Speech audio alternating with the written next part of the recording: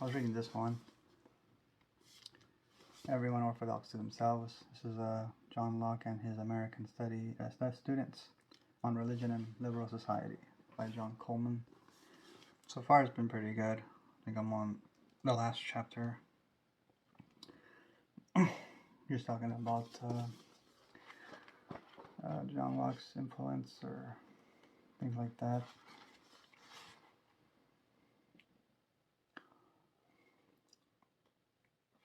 Like here it says, religious liberty is one of the hallmarks of American democracy, but the principal architects of this liberty believed that it was only compatible with a certain form of Christianity, namely liberal, rational Christianity.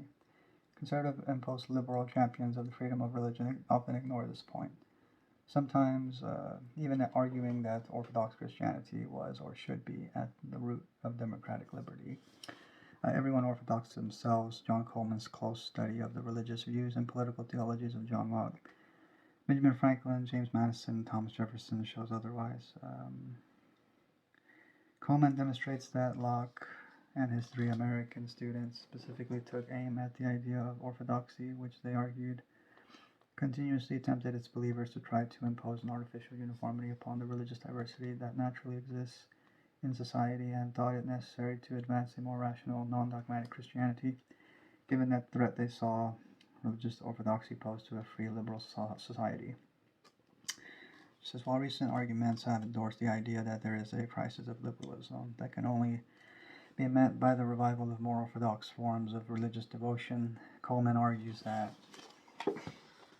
according to some of the most prominent American founders and their philosophical predecessors, such orthodoxy is incompatible with religious freedom and the right to free inquiry.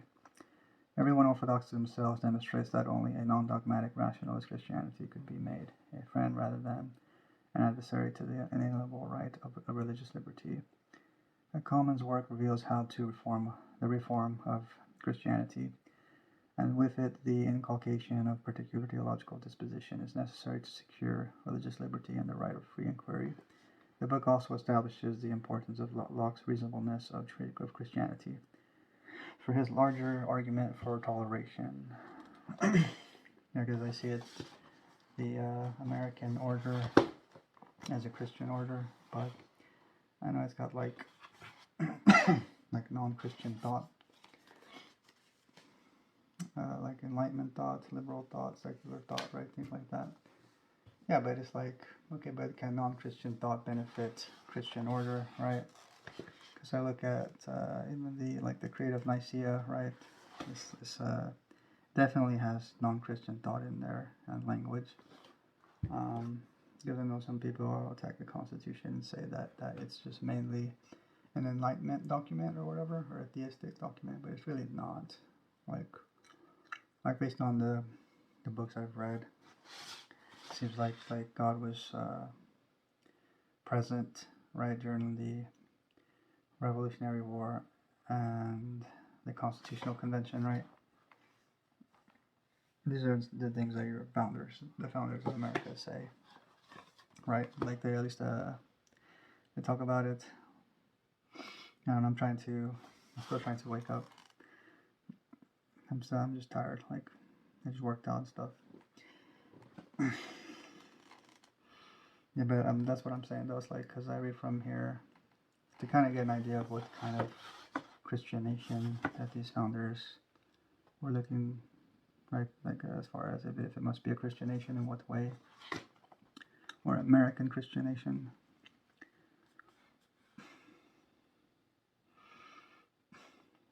Yeah, because I know like I was saying, like some of the stuff with the Creed of Nicaea, to me it functions more like, I don't know, to me it's like it's basically the creed of the Church of the Empire, right? The Christian Empire, so to say.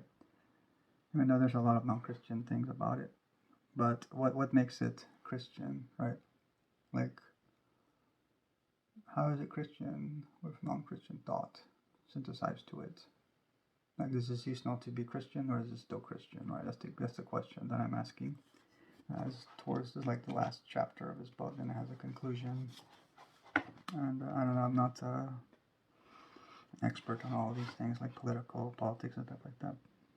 Because the first chapter, from what I recall, like, just goes over, what was this chapter about? Because it mentions other books in this chapter, like Liberty and the Things of God, right? And other books, like, I guess that try to say that, like, also, did America have a Christian founding, right? From Mark D. Hall. This goes over their arguments, like, what was it about? Let me just read it to you. It says, Mark David Hall in Did America Have a Christian Founding? Separating modern myth from historical truth, argues that, quote, Orthodox Christianity had a very significant influence on America's founders, end quote. Yeah, they mean Orthodox Christianity, like in the sense of traditional Christianity, right, with the dogmas and everything. This is reviving a more robust Orthodox Christianity.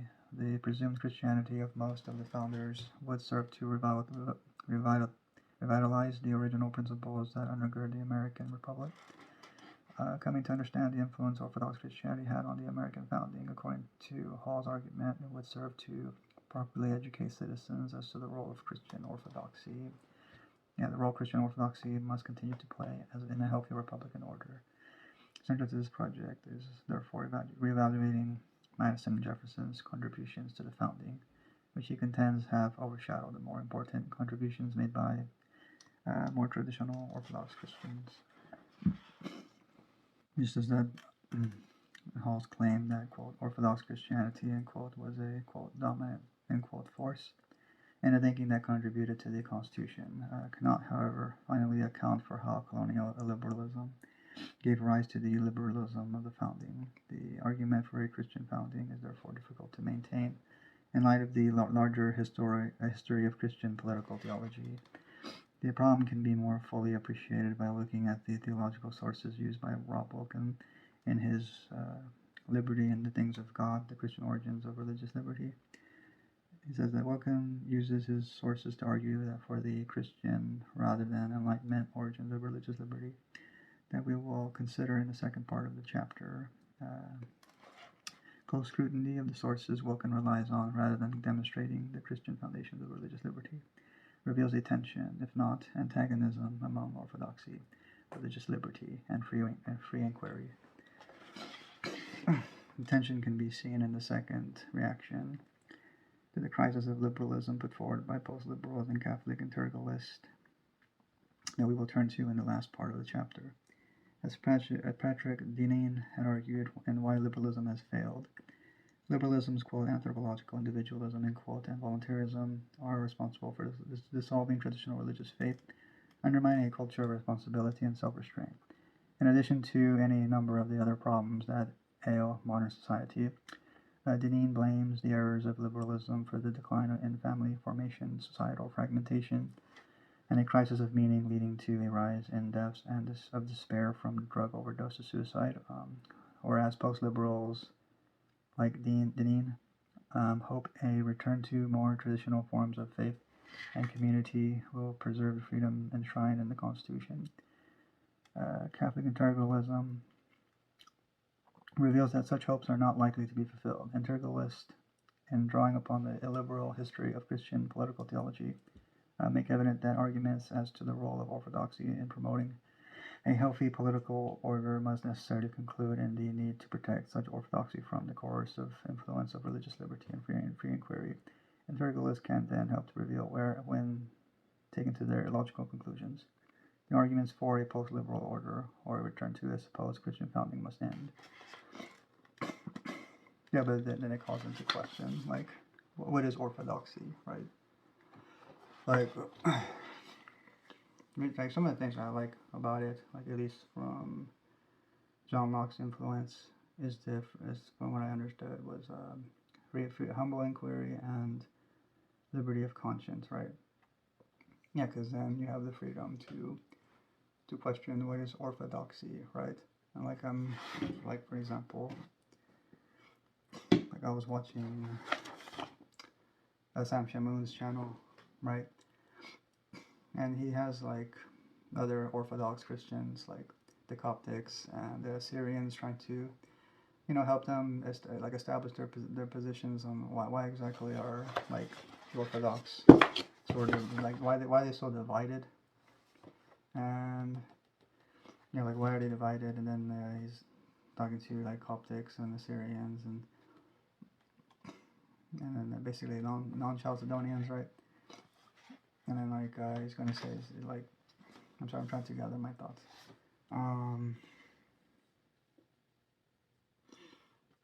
And he's trying to I guess trying to reconcile like that is just like a language issue or something, and it's not really like it's like because I guess he's trying to prove that they believe the same thing, right, as Chalcedon or something, like the hypostatic union people.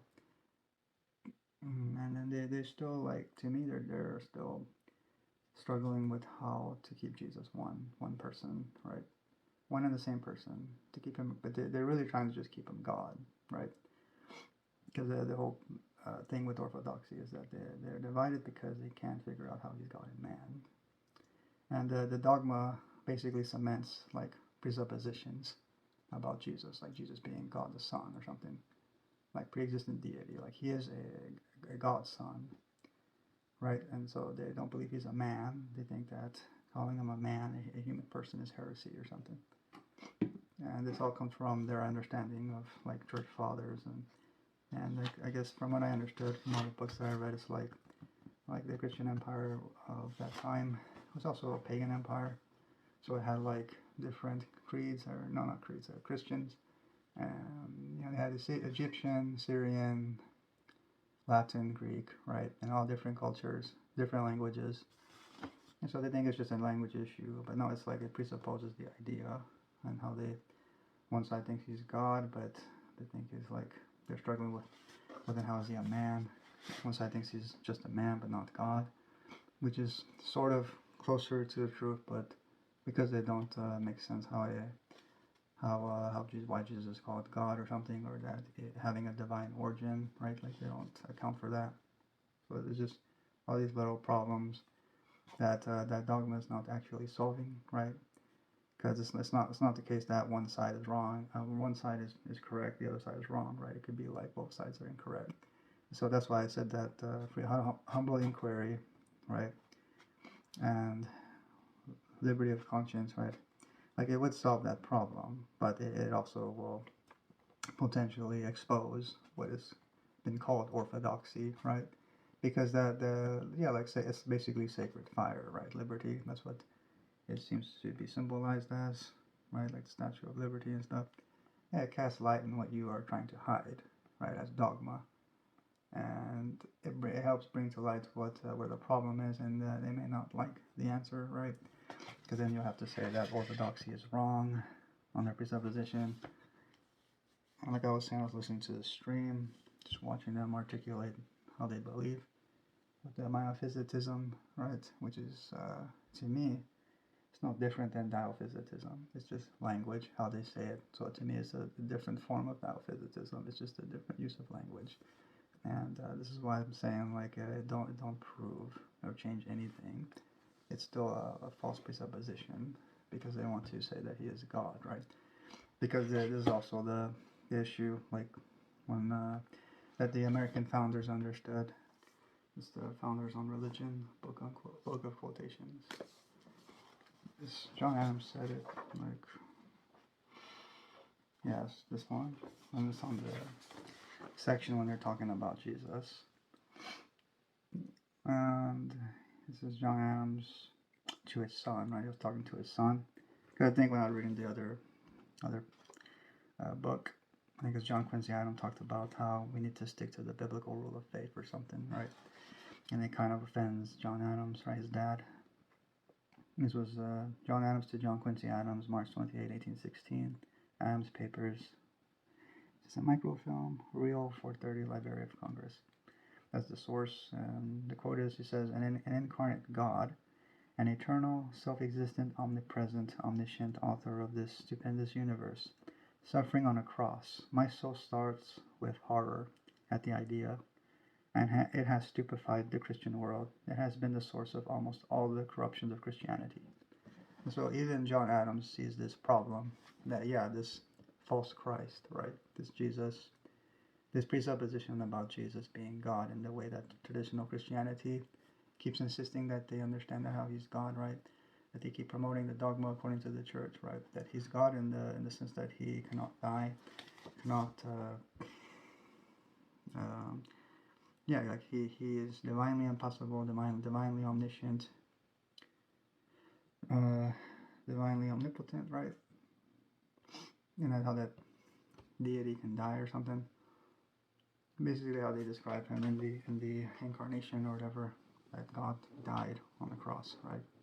Even though the Bible speaks like that, but it presupposes what I'm saying. Like it's presupposing what Jesus says, that the Spirit is God, right? God is Spirit, and the Bible says that Christ is the Spirit, and then you have a man born of God, born of Christ, right? Because he's born of the Spirit.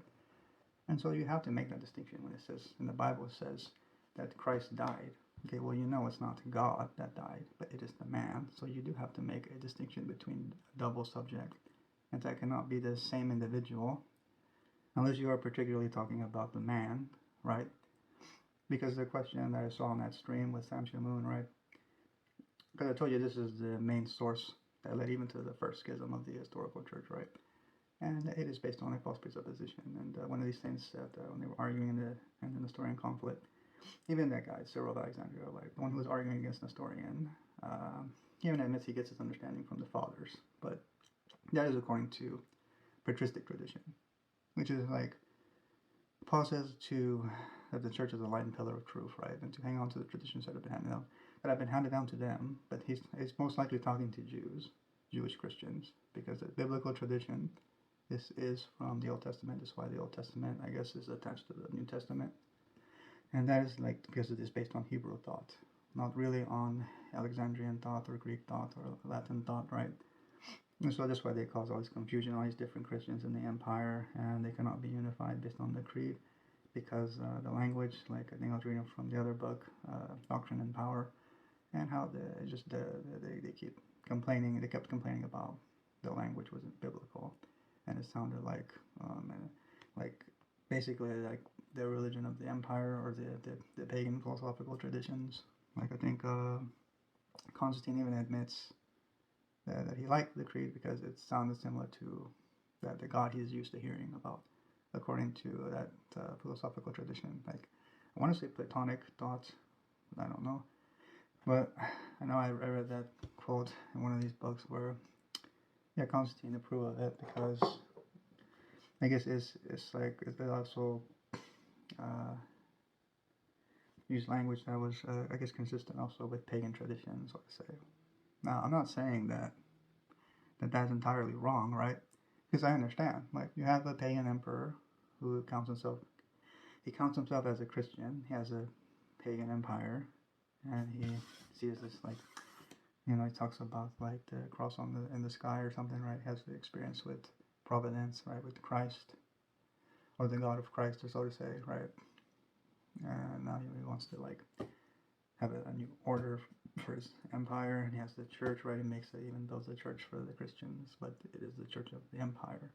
And so you can't have a Christian religion take on the form that is contradictory to the imperial pagan monarchy and order, right? It has to be compatible. So it's like a support, right? And so, yeah, I would say that the Nicene Creed, yeah, sure, I would say it's from God, that God had a hand in it, right? But you see, it doesn't unify these people, because the Torah is like a different, all these languages, and they can't articulate the idea. And so the problem starts in its progression, like the Philoquay, all these different things, reinterpreting the creed, and then they come out with another creed.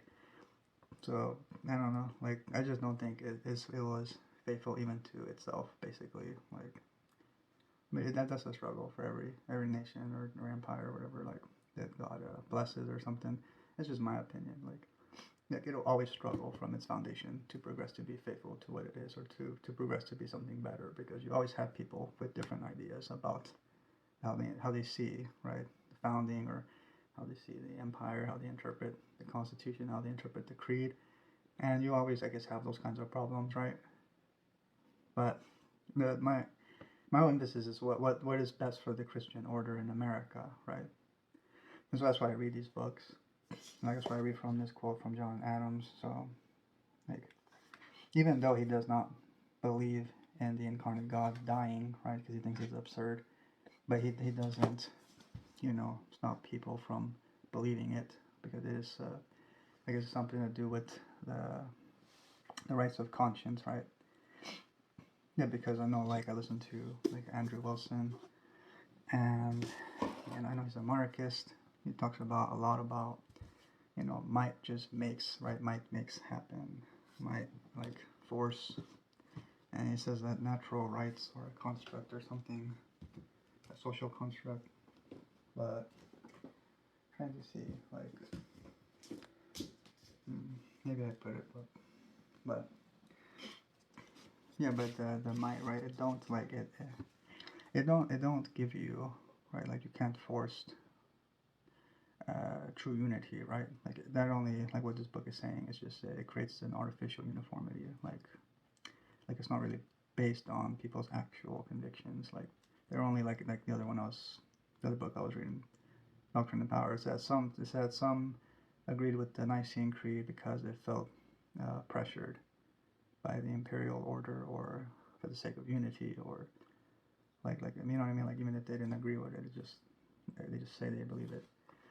Which that's what I'm saying. It's like, okay, but is that true religion, right?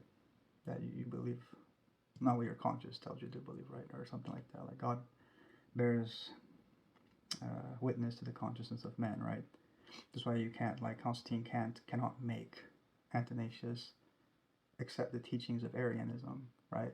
And so even an emperor does not have power over a man's consciousness. And then, like, I know, like, some Orthodox apologists, they say that the church has the power to bind men's consciousness, but I don't think that is true.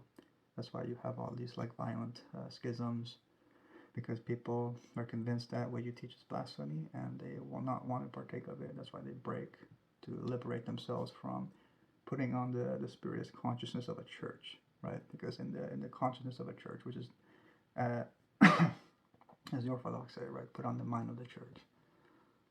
Yeah, and when it has false presuppositions, it becomes saturated with delusions, which is what I say is the God-man, the thing that they keep promoting. That's that God can die in his human nature, or that to speak of God dying without a human frame, which is a double subject. Without it, they become blasphemers and absurdity, and it becomes an absurdity. And so I'm listening to that stream, right, and they still don't get the point. They're still trying to make they think that the issue is just, like, not splitting them to two different subjects, because they want to avoid Nestorianism, but then they don't have a human frame to say that their Christ died and their Christ is God. And so you don't have any actual logical proofs for that God can die, because you don't believe God can die. And, like, they even admit that Saint Cyril guy, like, from what I understood, right, like, he understands that the mind naturally wants to create that separation, or the two subjects, two things, right, God and man. And I said, yeah, that's reasonable, right? That is according to, I don't know, what's it called, Nature's God, like, reason. Because a lot of this book, a lot of it says, because it sounds like I understand kind of, like, why people think the founders are theists, because they seem to attack revealed theology, or they say things against revealed theology. But if you look at what they're I'm sorry, if you look at, like, what they're attacking, though, it's like dogma, and it's like what I've just read to you from the quote from John Adams, right? And they're basically just attacking so-called revealed theology, because revealed theology that is, like, not proven is an opinion. If it's not been proven, it's just an opinion that includes dogmas of the church. And so that's why I said that the hypostatic union, that those are opinions, and it is a dogma of the church. And I said it's not provable. In fact, I told you it's a lot easier, with God's help, of course, as God have helped me to understand the errors of their ways. That's when it comes to Christology. I said that, yeah, you can't prove this. In fact, it is easier to disprove it, which you can disprove it. I've shown you how to do it in, like, my other videos. And that therefore is also a false opinion, and the fact that it leads to even harm, forced coercion, and yeah, some who say it's blasphemous to do that, like Chalcedonianism, Miaphysitism, one person of two natures, or one person in two natures, it doesn't matter. Like they both agree one incarnate nature of the Word means one divine nature. After the union, it's still one divine nature. And so no, you can never say that Word can die. It never can die. It remains God, it is God, and is eternally God. Even while unified to human nature, it can never truly die. It can never die at all. You can just say it died, but you cannot prove it. So that makes you delusional because you don't have any proof that it died. And I don't have to accept it. I don't have to accept your blasphemy. And so and that they keep stubbornly believing these things, even to this day. They remain trapped in the same consciousness, and this is the problem of a country being trapped in a false consciousness. As you see, like even the woke people, all these people, they're just like trying to establish their understanding of reality, right? And they want to use force. It's like they're so convinced that this is true, that it is true, and they articulate their ideas. But then when you, like for those who are well learned, like they know how to question them, right? And then you see how their ideas are shallow when they fall apart, right? But yet they're so convinced it is true, and they want you to believe it, and they cannot stand it when you don't believe it, right? And so all of it is like why liberty of conscience is important, and humble inquiry, which I would say that benefits more of Christian order, and that the only things that are essential of Christian religion, from at least from what I understood, from what I've read when it comes to the founders of America, is that they seem to favor the Christian or the gospel of Christ and that covenantal frame, right? Like a consciousness of covenant, of the covenant of Christ, right, and His kingdom. Like that was the main thing they believed was beneficial to the American order, not really the ideas of the Trinity and the incarnate God. These are dogmas that have not been proven, or people were like, I guess based on a creed, were compelled to believe it by force, not out of conscience. And that means just people can just lie to you and say they believe these things, but they may not believe in it, right? And so those are just some like the reasons why I don't think that your church has ever truly bound the consciousness of man. And the natural right is because like from the other book I was reading called The Idea of Natural Rights by Tyranny, I think it was. Tyranny, I can't remember. Yeah, it just goes over and says that there's a lot of traditions that said that natural right is like natural force, natural power, like one's natural ability. Even when God's grace is upon the man's natural ability, right? Or something like that. It has to do with that. It's not really. So that's kind of why I don't believe it's a social construct or something. But I don't know. I would say that. Sorry. Anyway, once you can like at least kind of go over the book a little bit, but then wanted to also go over these other books that I had. Like, not to agree with everything this book says, but I mean, to me, it understood like that. Yeah, America should be a Christian nation, but it's just that when it comes to Christian, it's ambiguous because there's so many churches, so many dogmas. This is why I look at like the founders themselves. That they had a lot to say about Christian religion, and to me, they dictate with God like what kind of Christian order America should have. And so that's why I say like the Constitution, Declaration, Revolutionary War, even today, like I do see God still present, working on those things. And so, but that's kind of why I asked the first question. It's like, or is at the beginning of my video, like, does non-Christian thought, can that contribute to Christian order? I mean, traditionally speaking, well, yeah, because I mean that's kind of like when you look at the empire, it's not totally Christian, and America is not purely Christian. It has a lot of different things to it, but I think that is meant to be towards its advantage to exist, right? Because you can't just weed out. We can't just weed out what is not Christian, and then it becomes a dispute. I don't know. I just think that'll cause more confusion. Or I'm rambling a little bit. Sorry, I'm so just a bit tired. Uh, but yeah, I would consider it a synthesis of many things, like any thought. Enlightenment thought, Christian thought, secular thought. But it's meant to at least what I believe is meant to give you a different like Christian order, one that is like um, beneficial to the American, order. Um, Let me see if I can just read to give you an idea of what it's talking about. Like here it just goes over the case for the Orthodox Christian roots of the American founding. It talks a lot about Thomas Aquinas, Orestes Brown, John Courtney Murray, to today's natural law theorists who argue that the principles of the Declaration of Independence can only be properly understood in light of the natural law, as expressed by the late Peter Lawler, channeling Murray, are accidentally, quote, Thomistic founding, end quote, shows that the founders, quote, founded better than they knew, end quote. What is most true is what Thomas Jefferson said. This is, quote, what is most true is in what Thomas Jefferson said, end quote. Lawler contended, quote, was better said and understood by Thomas Aquinas, end quote. This is the truth of the American founding, according to Lawler and Richard Rynch, I'm sorry, I can't pronounce that last name, is in our, quote, providential constitution, end quote. The cultural, political, and theological traditions and customs that predate the formal founding in 1776 and 1787 to the constitutional order must be, quote, understood by the unwritten order, end quote, contained in those traditions.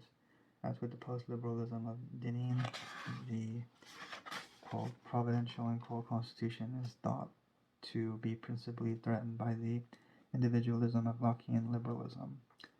Drawing on the thought of Bronson and Murray, it is therefore necessary in Lawler's pithy formulation to, quote, put Locke in a lockbox, end quote. The box that Bronson and Murray would, however, like to see Locke confined to is no mere lockbox. For Bronson, by founding political and religious liberty upon self-ownership, Lockean liberalism is, quote, political atheism, end quote, because doing so frees men from ecclesiastical authority. The locus of religious liberty cannot be the individual, but must be the church. As Bronson argued in his, quote, union of church and state, end quote, individual freedom of conscience is dependent upon first protecting the freedom of the church. As, quote, my church is my conscience, end quote. Religious liberty is not then, quote, the negative freedom of the individual's isolated sovereign conscience to choose spiritual preferences, end quote, but the positive, quote, freedom for being a member of a church, end quote. If man can only, quote, flourish as spiritual beings in a corporate religious body, end quote, if, as Bronson contends, the corporate right of the church is the ground of our individual right, then the exercise of religious liberty and free inquiry must further the good of the church. Freedom of religion is not principally meant as a guarantee of the liberty necessary for the individual pursuit of happiness within a pluralistic society, but to protect religious institutions as they guide congregants to their true end. And Hall's account of the Christian origins of the founding begins with 17th century colonial America, where its Christian roots are largely beyond dispute. Virtually all the colonies, even, quote, tolerant Quaker Pennsylvania, end quote, thought the government had a role in promoting, quote, Christianity and Christian values, end quote. Hall's conclusion is that, quote, if one is to understand American history, it is imperative to have a proper appreciation for the nation's Christian colonial roots, end quote. The difficulty, as well as we will see momentarily, is that colonial political theology is incompatible with the inalienable rights to religious liberty and free inquiry. To demonstrate that Christian orthodoxy played the role ascribed to it by Hall, one must account for how the same theological principles that once supported colonial religious liberalism gave birth to the liberalism of the founding. Looking at those supposed colonial roots, we see that in many respects Puritanism and the wider tradition of Reformed political theology adhere to what is a kind of Protestant integralism. The Puritans held that Scripture demanded, quote, the state use all of the resources at its command, including force, to assist the church, end quote. Drawing a line from colonial political theology to the founding, must then deal with the fact that Protestant political theology, despite its birth in opposing what it saw as, quote, theocratic aspirations of Roman Christianity, ended up reinstating a version of that very order, end quote. As Michael Zurkert has argued, quote, nowhere, end quote, was this recreation, quote, more firmly established than in 17th century New England, end quote, and such things as the Cambridge Platform of 1648, where the churches of Massachusetts sought to delineate the relationship of church and state. We read that, quote, idolatry, blasphemy, profanation of the Lord's day, disturbing the peaceable administrations and exercise of the worship and holy things of God, and the like are to be restrained and punished by civil authority, end quote. Civil authority must furthermore, by its, quote, coercive power, end quote, punish churches that have, quote, grown schismatical, end quote, or have proceeded, quote, incorrigibly or obstinately in any corrupt way of their own, contrary to the rule of the word, end quote. While there was a delineation of the two realms of church and state, it was necessary that the two work in tandem as they ultimately derived their authority from the same divine source and work toward the same salvific end.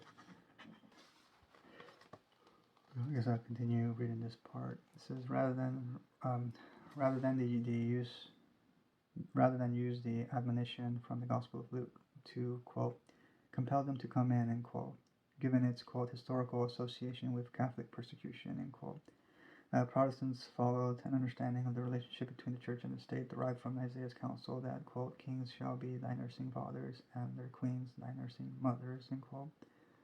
Hall's account of the, quote, nursing father, end quote, state is that the seedbed of the natural right to religious liberty can be found there, while the Puritans were, quote, less likely to make natural rights arguments, end quote. He contends, quote, the essential elements for such arguments were all present in earlier Reformed political theology, end quote. The suggestion that the Puritans never understood the concept of liberty, quote, to include the excessively individualistic idea that men and women are free to do anything except physically harm each other or harm others, end quote, sets the Puritan idea of liberty at odds with virtually no one. The argument that we can find the roots of the natural right to religious liberty in the Puritans is not strengthened by the claim that they were, quote, primarily interested in freedom from sin, but they also understood liberty as the ability of people to govern themselves and do what God requires, end quote. That man is free only to, quote, do what God requires, end quote, is precisely what the individual rights to religious liberty was meant to do away with. To the contrary, as James Hudson argues, that idea was, quote, unshakably anchored in the consciousness of the three major Protestant groups in 17th century England, precisely the groups that sent the majority of the colonists to America in the 17th and 18th centuries. This has been called. It was founded upon the conviction, quote, that God had commissioned the civil magistrate to establish a close, even propriety relationship with the church and authorize him to employ force to promote the church's doctrinal and material interests, end quote. So that the civil magistrate, John Cotton and his debate with Roger Williams concerning the power of civil magistrate in protecting souls of, quote, pious quote, sheep, end quote, from heretical, quote, wolves, end quote. Quote, when the kingdom of the earth become the kingdoms of the Lord, it is not by making Christ a temporal king, but by making temporal kingdoms nursing fathers to his church, end quote. While, quote, the church and commonwealth are still distinct kingdoms, end quote. As a, quote, nursing father, end quote, the state, as with the church, is, quote, from Christ unto whom the Father has committed all judgment, end quote. According to Cotton, the magistrate must then have authority to regulate the religion of the commonwealth, given that, quote, the flourishing of religion is the flourishing of the civil state, and the decay of religion is the decay and ruin of the civil state, end quote.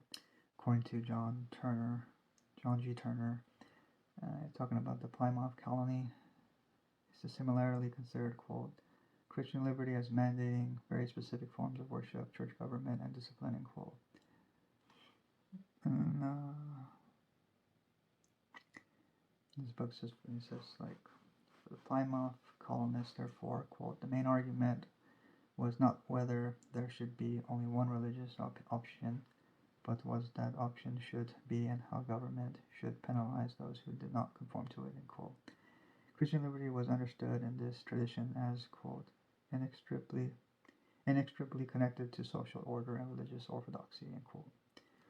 Then this goes over John Winthrop's, quote, model of Christian charity, end quote. He said that he follows the nursing father's idea in describing the end and work of the colony. He said the work Winthrop instructs his fellow Puritans was, quote, through a special overvaluing providence to seek out a place of cohabitation and consortship under a due form of government, both civil and ecclesiastical, end quote. It said a union of civil and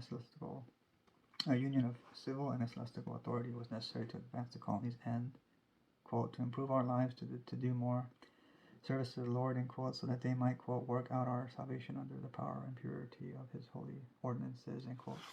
Which is the, quote, nursing father, end quote, state given its salvific end, depending upon a specific understanding of the relationship between liberty and authority, upon which Winthrop argued there was, quote, a great mistake in the country, end quote. According to Winthrop, quote, there is a twofold liberty, natural, as our nature is now corrupt, and civil or federal, end quote.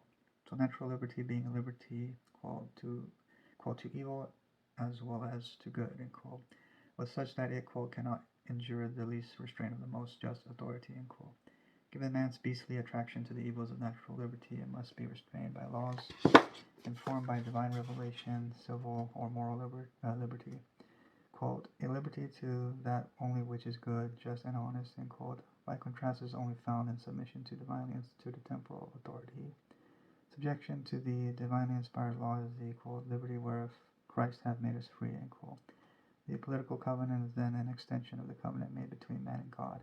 The state and its laws, as with the individual covenant, is dependent upon revealed truth to advance its salvific end and the work conductive to that end. For this reason, the state must be in service of advancing and protecting revealed truth. The idea of the, quote, nursing father, end quote, state was the political manifestation of the doctrine of justification, which Lord Acton argued made, quote, the defense of religion not only the duty of civil power, but the object of its institution, end quote. This says the principles of Christianity during most of its history, for this reason, were thought to demand neither limited government, the separation of church and state, nor the natural subjective rights as articulated by the Declaration, the Imago Dei, the notion that man is created in the image of God, that Hall points to as the foundational for the idea that, quote, we the people, as opposed to the elite, can order our public lives together through public politics rather than force, end quote. It was thought to demand not the consent of the governed by, but theocracy, divine right, or as Robert Cranach has argued, quote, benevolent authoritarianism, end quote. Christian political theology was moreover not founded upon equality, but on social, political, and ecclesiastical hierarchy. Nor did it prioritize rights, rather it is privileged the duties owed to God, family, and community. Quote, a Christian argument for liberal democracy, end quote, Cranach concludes, quote, cannot be found in the Bible, end quote. But if, quote, found at all, must be inferred indirectly, mainly from the Bible's conception of a common humanity or a common human dignity, end quote. And it says that there is then a profound difference between the idea of dignity in its early Christian and modern expressions. The Imago Dei first gave birth to an idea of human dignity that was not strictly inherent in human nature, but was dependent upon prior fulfillment of the duties attendant to divine law. The biblical account of dignity, unlike that of the Declaration, is, quote, partly inalienable and partly alienable, end quote. It is, quote, comparative rather than absolute, end quote. The idea of man's dignity derives from being, quote, made in the image of a more perfect being, carries moral claims of difference, reciprocal obligation, and duty rather than equality, freedom and rights, end quote. The truth of the matter, Cranach concludes, is that, quote, liberalism and the Bible seek to defend human dignity, end quote, but, quote, they define human dignity in different ways and draw different political conclusions, end quote. And it goes over the traditional understanding of the Imago Dei. It says that it's taught that because human beings were the property of God, their dignity was dependent upon following His will as illumined in revealed truth. That understanding of human dignity is foundational to the Christian natural law tradition, which should not be confused with Locke's and the Declaration's idea of the law of nature. For Locke, as Harvey Mansfield has explained, quote, God cannot have property in an image He made of Himself any more than a parent can have property in a child, end quote. The Lockean conception results in the idea that people, quote, follow the will of their maker when they regard themselves as their own property, end quote. Our self-ownership is then the distinguishing difference between natural law and the law of nature. Natural law tradition has its consequence that, quote, when men are considered as God's property, one must contend with the guardians of God's property and priests, end quote. For according to Locke, are likely, quote, to seize an occasion by working upon another necessity to save his life, another's necessity to save his life or anything dear to him at the rate of his freedom, end quote. The natural law tradition places the individual directly under the supervision of a celestial authority. Lockean self-ownership, deducible from the law of nature, liberates them from that authority. The laws of nature prescribe an ethic that has at its end the liberty that accompanies self-ownership to pursue his happiness unfettered by any authority not derived from one's own consent. When Hall therefore argues that the image they played a, quote, dominant role,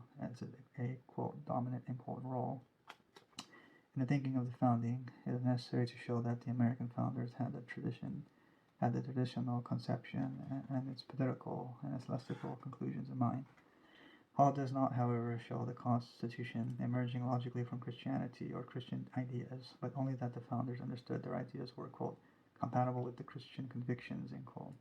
Those convictions, when considered within the larger history of Christian political theology, would likely have been transformed by circumstance and history, together with philosophical, political, and theological reflection, so as to be made compatible with their classical liberal political commitments, end quote.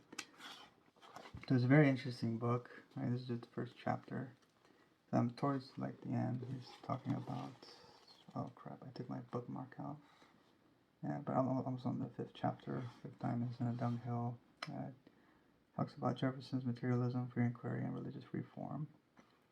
Put my bookmark there. I forgot what the page I was. I'll find it later.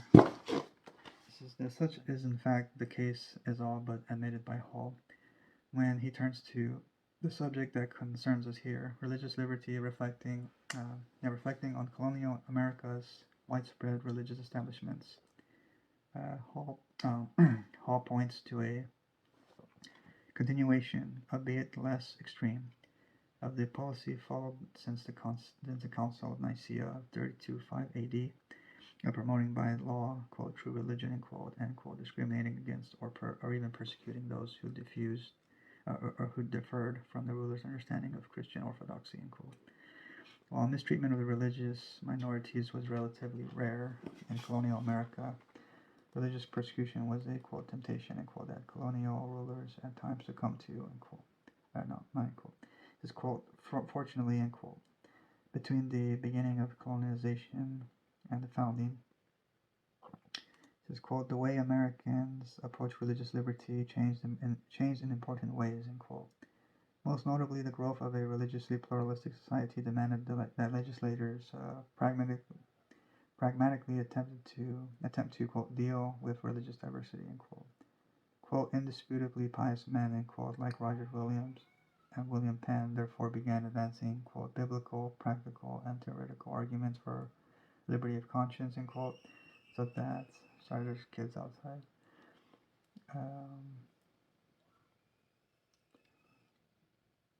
This is, quote, indisputably pious men, end quote, like Roger Williams and William Penn, therefore began advancing, quote, biblical, practical, and theoretical arguments for religious liberty, end quote, so that by the 18th century, quote, the lot of religious minorities in America improved markedly, end quote. The change, rather than clearly emerging out of Orthodox Christianity, was due to the fact that people came to the conclusion that, quote, the Bible and Christian theology required religious freedom, end quote. Changing ideas about liberty therefore influenced how people read their Bibles. And then here in the next section, he deals with the historian Robert Louis Wilkin in his book Liberty and the Things of God, right? Because I have that book. I don't know if I have the other book from Mark D. Hall that this author is critiquing. And because I guess like from what I understood, it's like that basically that the American Christian order would be more like a form of like if I could say a sort of new orthodoxy on Christian order, right? Which is why a lot of people I guess cannot recognize it as Christian. So the supposed Christian foundations of religious liberty. Like historian Robert Louis Wilkin in Liberty and the Things of God attempts to trace the origins of religious freedom back to some of the earliest Christians. The germinal seed, according to his account, is the idea that, quote, religious faith is an inward disposition of mind, heart, and for the reason cannot be coerced by external force, end quote. This proposition, Wilkins argues, was first put forward by Tertullian, a Christian from the 3rd century Carthage. Tertullian, together with other early Christians and founders of the Reformed tradition, is used by Wilkin to correct the view that religious liberty is an inheritance of the Enlightenment. Wilkin means to develop more fully the claim of John Plamenet's that the idea of religious liberty was born, quote, among people who had been taught for centuries that nothing was more important than to have the right beliefs, end quote, despite the, quote, fanaticism and persecution, end quote, that at times grew out of that conviction. It was, quote, the source of a new conception of freedom, end quote. Wilkin concludes that, quote, liberty of conscience was born not of indifference, not of skepticism, not of mere open-mindedness, but of faith, end quote. For Wilkin, the case of religious freedom did not have to wait until the dawn of the Enlightenment, but found advocates in Tertullian, Erasmus, Sebastian Castillo, and Roger Williams. In each case, however, there is considerable distance separating early Christian advocates of religious freedom from the natural rights tradition of Locke and the founders. That distance is first apparent in Wilkin's admission that Tertullian's argument for freedom of religion applies only, quote, to the privileges of a community, not to the beliefs of individuals, end quote. In other words, he is advocating a corporate right, not an individual right. Tertullian it is important to note, it is not then speaking of religious liberty as the, quote, right of the citizens over against the state, end quote. But uses the term, quote, natural, end quote, in reference to an innate power. I will return to consider the distance separating Tertullian's idea of religious freedom from that of Locke and Jefferson after considering Wilkin's larger case for the Christian roots of religious liberty. This is the case of Erasmus, Castillo, and Williams, like that of Tertullian, that Wilkin argues are precursors to religious liberty. It's less than straightforward. Both Erasmus and Castillo were involved in a Latitudinarian project of, quote, creedal minimalism, end quote, which, as previously noted, is a less than solid foundation for religious toleration, never mind religious freedom. As Teresa Bijan has pointed out, their arguments against persecution were not based upon principled objections to coercion, but were, quote, most often about means than ends, end quote. The idea that Williams was a, quote, proto-liberal, end quote, Bijan shows is a piece of historical revisionism and a point of fact.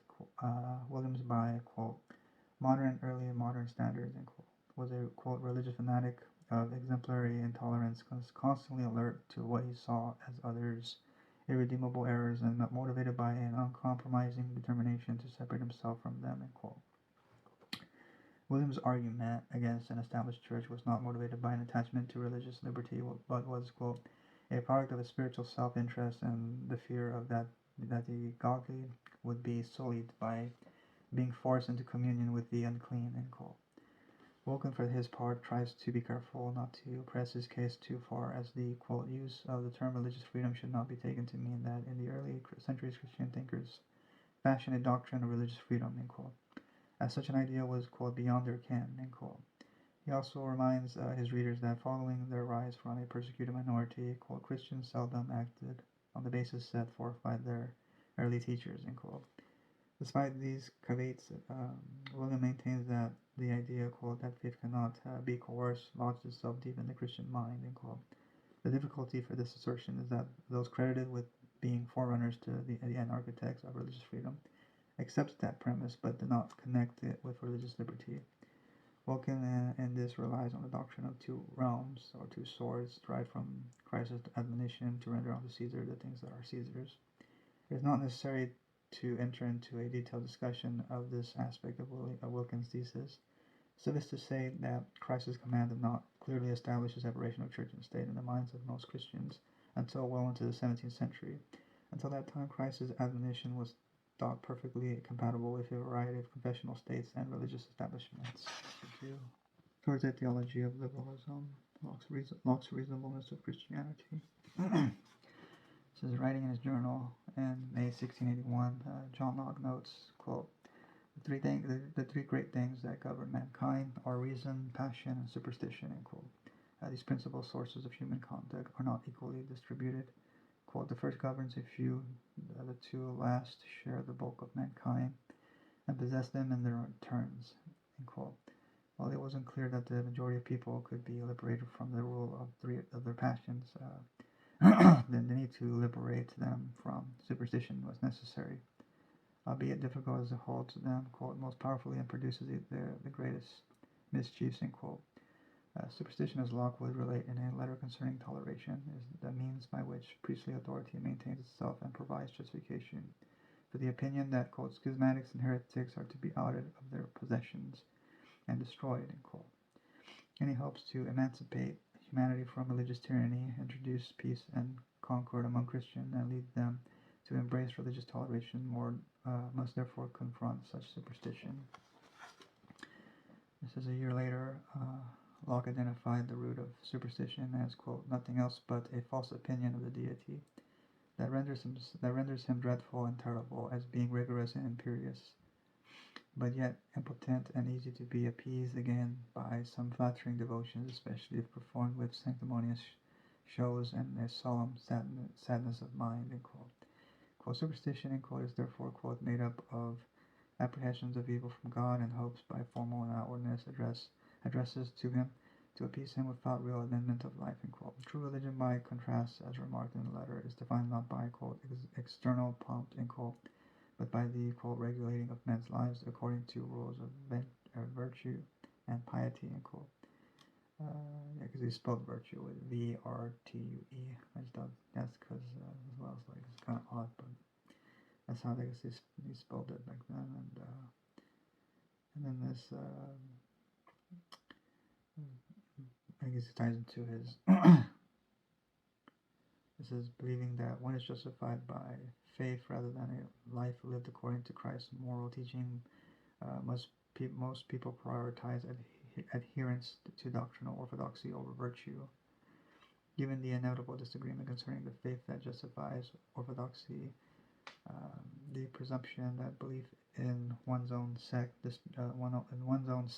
doctrines, belief in one's own sect's doctrines is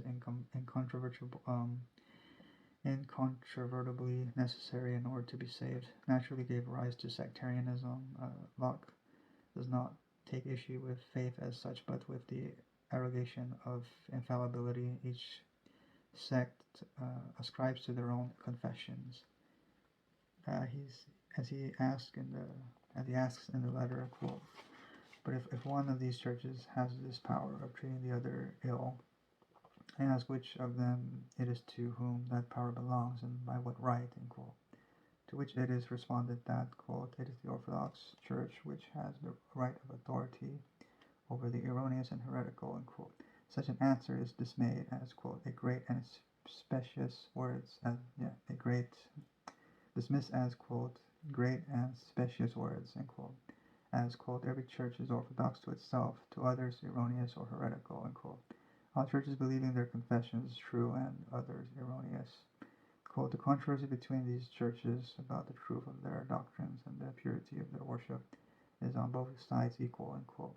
The dispute between them cannot be resolved, as there is no judge, quote, upon earth by whose sentence it can be determined, end quote.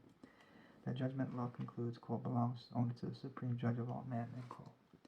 While Locke speaks of orthodoxy in a variety of ways, he finally argues in the reasonableness of Christianity as delivered in the scriptures, that no set of dogmas or doctrines can be accounted as orthodox or universally binding. The reason is that what God gives to each to believe or not believe is between God and the individual believer alone. All that is demanded of each is to submit, quote, to whatsoever shall appear, and quote, to them God as deemed necessary for them to believe. Thus, what appears truth to each is in fact a, quote, fundamental article in him, or to him, in quote. Every particular man, in quote, will therefore have a, quote, distinct catalog of fundamentals, each whereof it is necessary for him explicitly to believe, in quote. Every man is in this way, as he remarks in a letter concerning toleration, and reiterates in the reasonableness orthodox to themselves. The truth of Christianity is therefore such that he says, nobody can tell what is fundamental to another or what is necessary for another man to believe. This catalog of fundamentals everyone alone can make for themselves. Nobody can fix it for them. Nobody can collect or prescribe it to another, but this is according to God, has dealt to everyone to the measure of light and faith, and have opened each man understanding, that he may understand these scriptures, whoever has used what means he is capable of for the informing of himself with a readiness to believe and obey, what shall be taught and prescribed by Jesus his Lord and King, is a true and faithful subject of Christ's kingdom, and cannot be thought to fail in such and in anything necessary to salvation.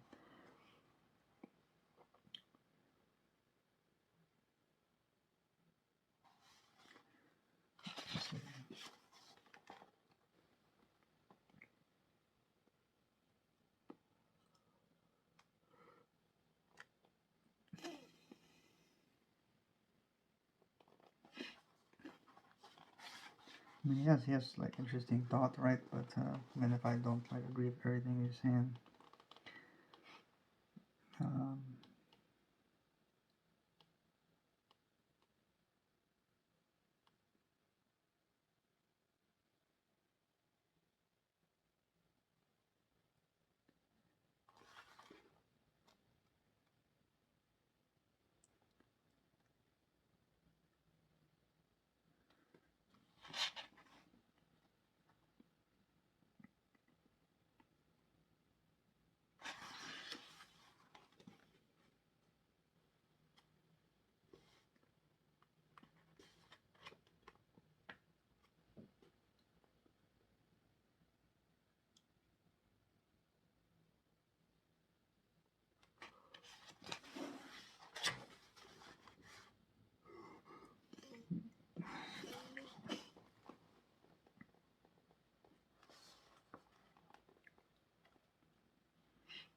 what he says here,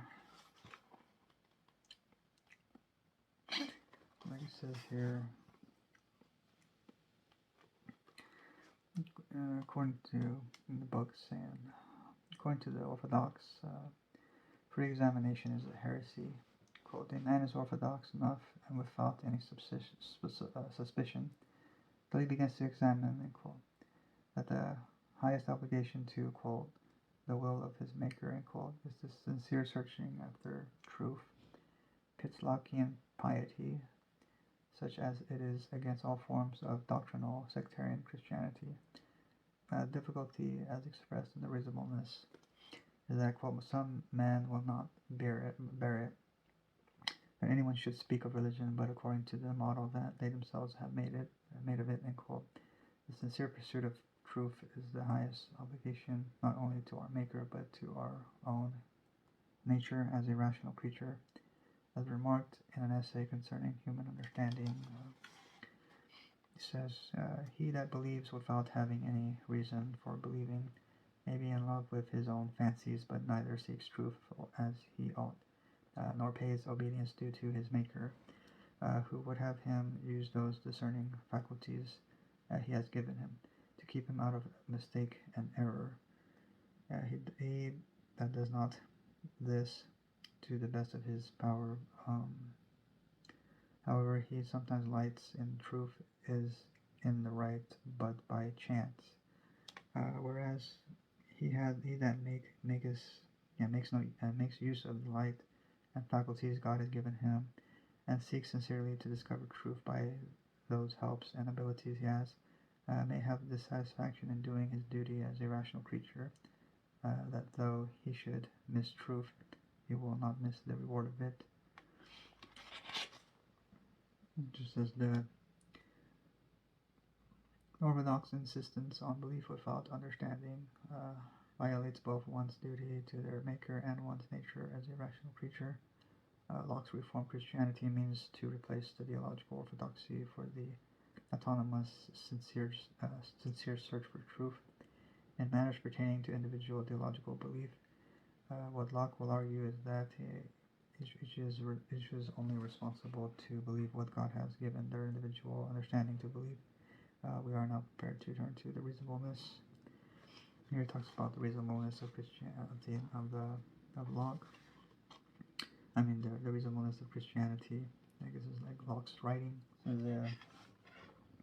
A thread in Benjamin Franklin's autobiography and his religious evolution. Franklin begins with his long family heritage of religious dissenters, his early distaste for his father's library of, quote, polemical divinity, end quote, and his absenting himself from Sunday sermons for reading. Such reading very early made him a, quote, real doubter in many points of our religious doctrine, end quote, and as we later learned, led him from doubt of revelation itself to becoming a deist.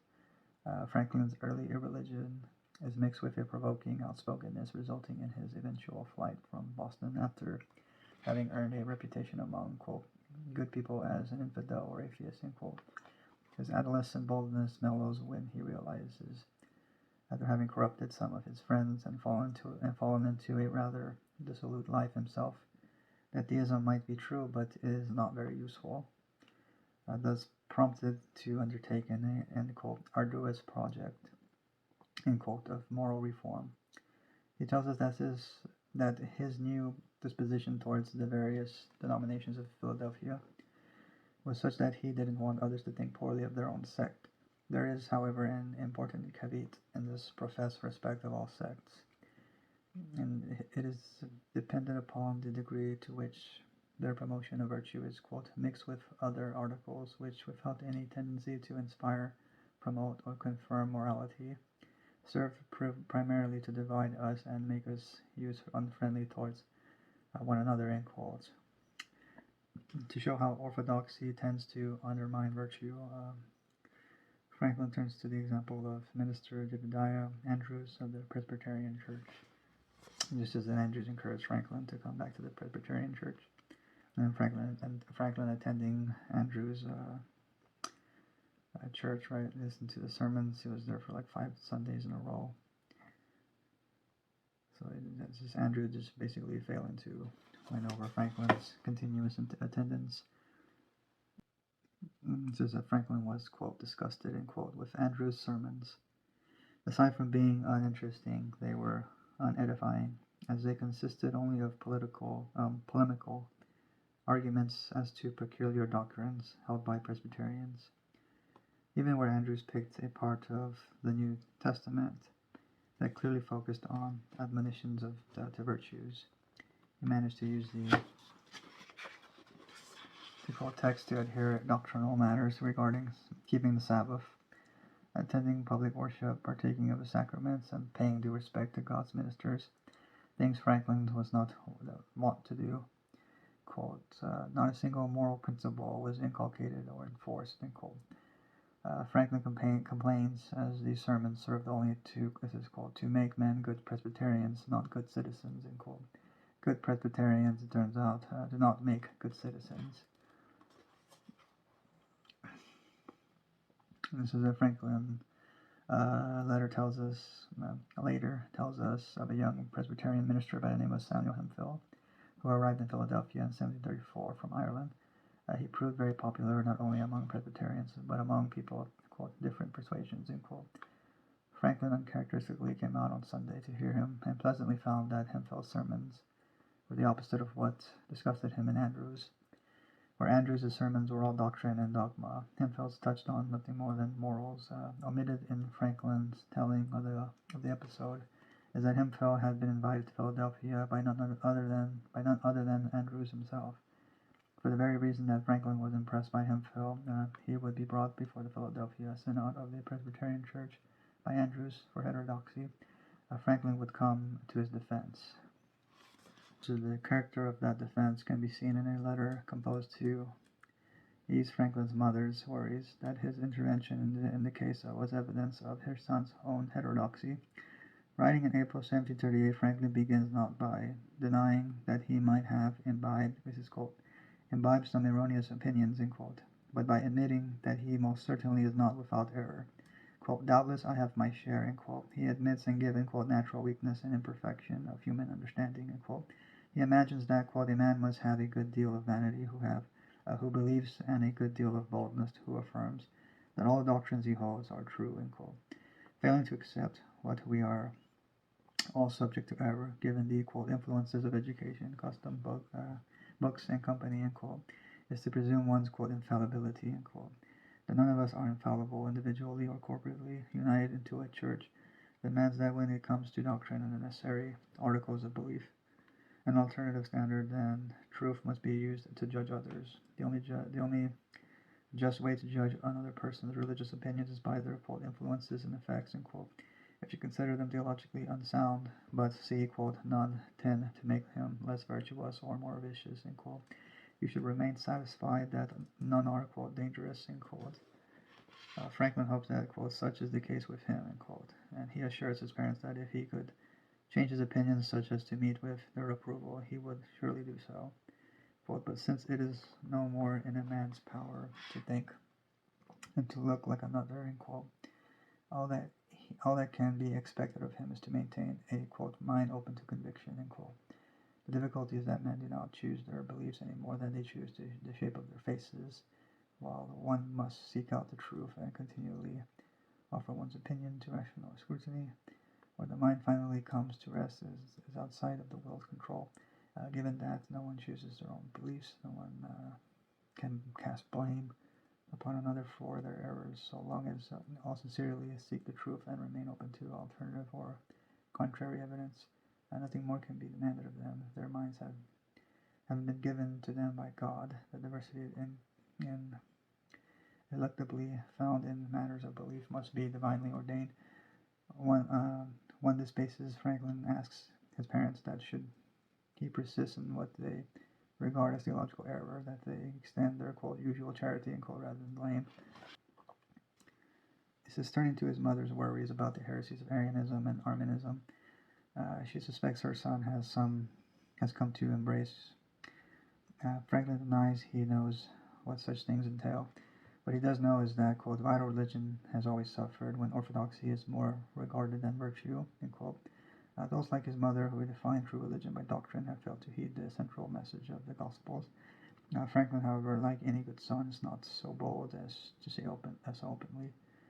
Rather, he assures his parents of his confidence in Scripture's promise that on the last day we shall not be examined by what we thought, but what we did, and our recommendation will not be what we said, Lord, Lord, but that we did good to our fellow creatures, Christianity for Franklin, as with Locke, is not a set of dogmas, but moral teaching whose principles of charity, love, and good works are all too easily forgotten and subverted by the emphasis of doctrinal orthodoxy.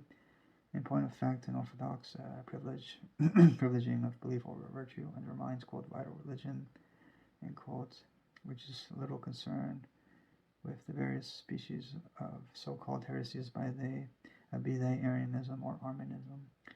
That this is the problem with the Orthodox is they conceive of moral conduct as growing out of right belief, but in doing so, they falsely privilege belief over action and open themselves to the persecuting spirit born of such privileging. This is precisely the charge Franklin will level against the Presbyterian Synod in defense of Hemphill.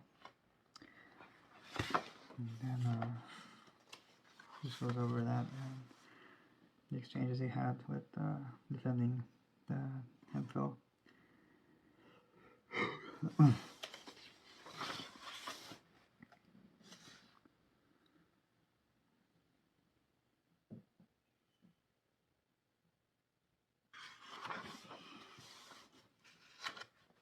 This is 3 essays on the, quote, original primitive Christianity, end quote. This is the issue after the run of the, quote, plain dealer, end quote, essays. Franklin published in the next 3 weeks 3 essays that originally appeared in the London Journal, written under the pseudonym, quote, Socrates, end quote. The essays were titled, quote, an essay on original primitive Christianity, end quote, and were offered to the reader on the premise that, quote, the happiness of the Christian world depends so much upon the right understanding and practice of Christianity. We think it our highest duty to inquire into it, end quote. Jumping to the conclusion of the third, quote, essay, end quote, our Socrates having revealed the, quote, imprisonments, fines, and cruel mockings, and scourgings, confiscations, banishments, and death, end quote, that have marked the history of Christianity, remarks that the, quote, design of these essays, end quote, was to, quote, root out these evils, end quote, as the source of such horrors is a fondness for orthodoxy. The tasks of the quote essays, end quote, is to return the faithful to the original primitive Christian shorn of the doctrines that have inspired men to such inhumanity. As with the, quote, plain dealer, end quote, while Christianity may be the best of all religions, it is also liable to become the worst of all superstitions. It just goes over the influences of the reasonableness of John Locke and Benjamin Franklin, and then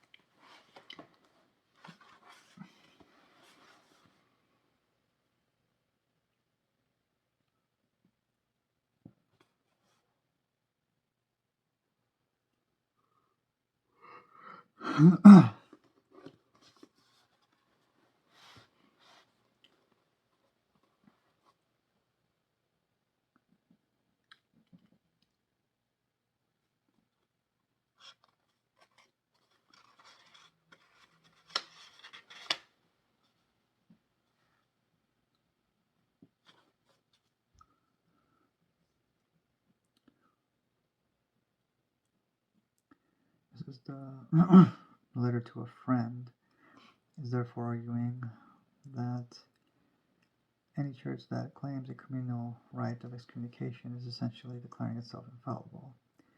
In this, Franklin's letter seeks to the end of critical Christianity, with it the end of denominational churches. A church that would use a creed to determine who is eligible for ministerial communion would be making a claim to infallibility. It would therefore stand guilty of the presumption of knowing what cannot in fact be known. The letter's conclusions call back to the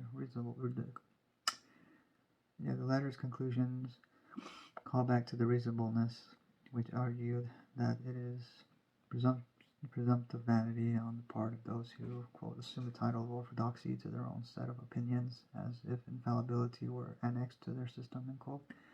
The pretense of infallibility was, by Franklin's lights, the seedbed of a persecuting spirit. In the next chapter, it talks about James Madison and the ambition of making laws for the human mind.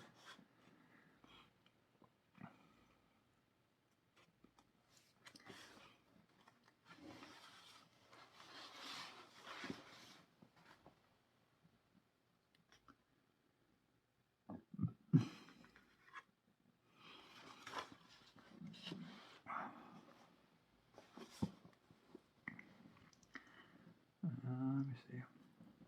Here's the fourth chapter. It says, James Madison shared Benjamin Franklin's view that the only true security for religious freedom lies in the cultivation of theological humility that renders questionable all forms of orthodoxy.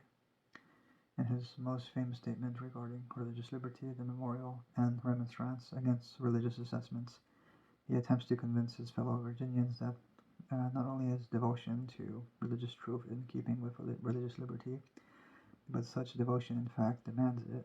However, when one considers a larger argument of the Memorial, together with Madison's writings concerning the problem of faction, and what concerns us here is religious faction.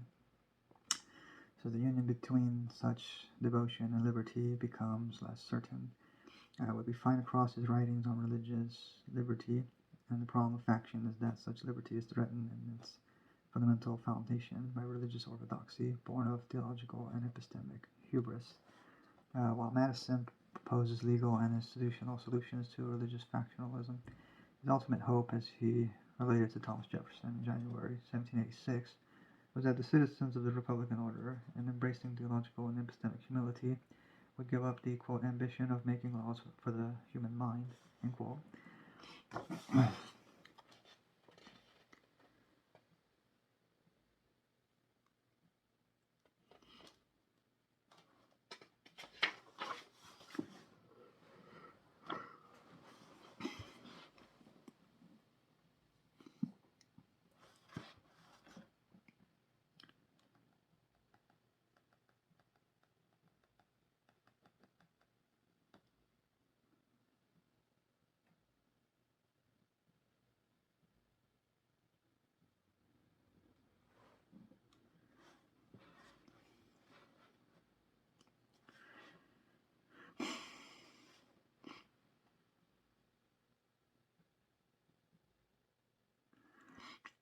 So the memorial religious opinion and the problem of revelation. This is the memorial places faith in religious truth before politics, and is so far as the, quote, first wish, end quote, of those who enjoy, quote, the generous, the precious gift, end quote, of the Christian faith, quote, ought to be that it may be imparted to the whole race of mankind, end quote. Freedom and conscience will best allow for spreading Christianity to those who have not yet received it, as state non-cognizance of religion is the best path for the, quote, diffusion of the light of Christianity, end quote. Patrick Henry's assessment bill would only create new obstacles to this, quote, victorious progress of truth, end quote. Religious freedom is therefore presented as the surest way for proselytizing to bring all into the truth of Christianity. The liberty of the individual believer and the good of the Christian faith are presented as fully in accord. So state support for religion having only produced, quote, pride and indolence in the clergy, ignorance and servility in the laity, in both superstition, bigotry, and persecution, end quote. Withholding that support would allow for a return to the, quote, purity, end quote, of religion and a, quote, restoration of the primitive state, end quote, in which Christianity possessed the, quote, greatest luster, end quote. Like Locke and Franklin, Madison highlights the need to return to the original purity of early Christianity. The disestablishment will reform the faith, making it less bigoted, persecuting, and superstitious. Despite blaming the possessions in competition for political power as having had a corrupting effect on Christianity, Madison does not here elaborate on what precisely was its original character or what has been added to it that has led it into such theological vices. When we later turn to his diagnosis of the problem of faction, we will see that certain, quote, artificial, end quote, distinctions, which he labels by turn, quote, erroneous, end quote, ridiculous, end quote, and, quote, frivolous and fanciful, end quote, have been the source of religious conflict and contention. Leaving aside what the memorial implies about Madison's view of Christianity as it was practiced in his own day, this establishment is held out as necessary for the original character of Christianity to be uncovered from the distortions introduced into it as a consequence of its incorruption into incorporation into civil policy.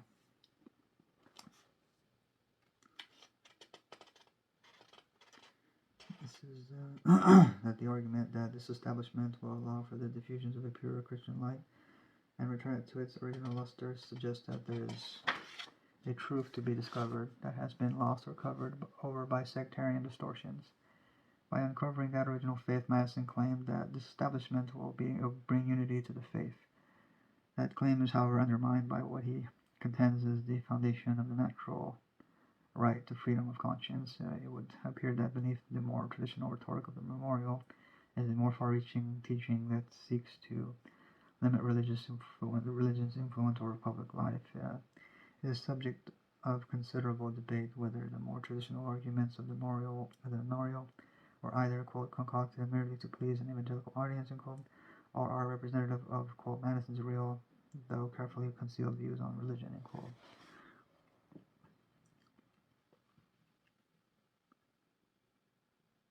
So whether the memorial only appropriated Protestant theology as a rhetorically effective way to address Madison's Protestant audience, or that its theology can be taken as an honest profession of his own views in a debate that is difficult to conclude determinately. Those like Eva Brand see in, quote, unquestionably, in, quote, Christian perspective. Matthew J. Frank and Mark Knoll, the continued influence of his teacher John Witherspoon and Garrett Ward Sheldon, a sincere desire to, quote, serve the cause of Christian evangelism. And I think there's an end quote there. It doesn't have it. It talks about another author, Philip Munoz, cautionally states that no definitive conclusion can be reached regarding Madison's own beliefs from a reading of the memorial or any of Madison's writings, for that matter. Munoz argues that Madison was, quote, first and foremost a rationalist, end quote, in theological matters, but qualifies that claim by arguing that the memorial's theology, which he at times calls Madison's God, implies his adherence to doctrines concerning salvation. This is a too theologically, quote, deep, end quote, reading of the memorial, once the thrust of the argument is compared with his remarks elsewhere on the problem of religious faction. Thomas Lindsay has argued that Madison, quote, utilizes his audience's Protestant beliefs in church-state separation to fulfill a project neither Protestant nor even religious, end quote. The rhetoric of the memorial hides the harder edges of Madison's hostility to religious establishments, that, quote, in important respects, end quote, extended, quote, to reveal religion itself, end quote. By considering the memorial's underlying argument about religious liberty's foundation is self-ownership and what Madison points to as the difficulties inherent in religious devotion, even in its, quote, coolest state, end quote, we find religion presented as a profound political problem. These difficulties show that the solution of sect multiplication is inadequate to address the threat religious devotion presents to free inquiry and freedom of the human mind. This argument has been made that the memorial was neither the first nor the most widely signed petition against Henry's assessment bill. An evangelical bill, it is argued, was ultimately the more widely circulated and compelling in getting the bill defeated. This is undeniably true, as noted in the investigation of the arguments for a Christian founding. It says Mark David Hall contends that the historical attention unduly given to the memorial at the expense of other petitions has distorted what historians and the public have come to understand about the American founding and its Christian character. It says, I am here concerned not with the influence the memorial finally had on the defeat of the assessment bill, but on uncovering what the memorial can teach us about how Madison defended religious liberty and what vision of a free society can be gleaned from its arguments. And what we find is the Madison regarded religious orthodoxy as irreconcilable with the religious disposition he regarded as compatible with religious liberty and a free inquiry.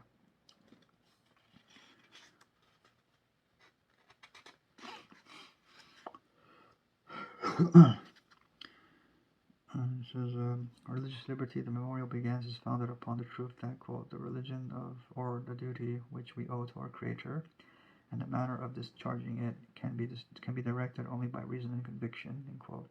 Freedom of conscience is unalienable, as our beliefs depend, quote, only on the evidence contemplated by our own minds, end quote, and, quote, cannot follow the dictates of other men, end quote.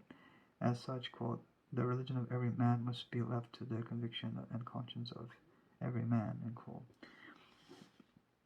While not as forthright as Jefferson's bill in 1779, which began by claiming that, quote, the opinions and beliefs of men depended not on their own will, but following involuntarily the evidence proposed to their minds, end quote.